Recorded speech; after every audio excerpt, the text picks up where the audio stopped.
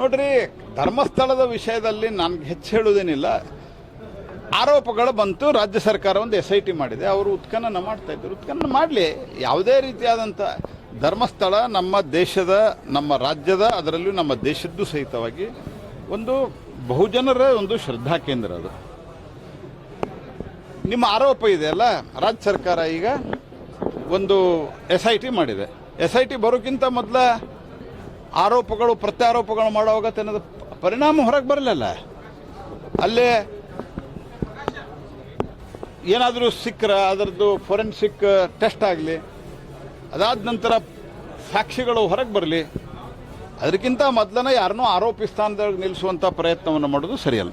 Donald Trump ಅವರು 25% tax ಹಾಕಿದಾರಲ್ಲ, Pakistan ದೋಸ್ತು ನೋಡ್ರಿ, ನಾನು ಇದರ ಬಗ್ಗೆ ಆಲ್ರೆಡಿ ನಮ್ಮ ಇವರು ಸ್ಟೇಟ್ಮೆಂಟನ್ನು ಲೋಕಸಭೆಯೊಳಗೆ ಕೊಟ್ಟಾರೆ, ಪಿಯೂಷ್ ಗೋಯಲ್ ಅವರು.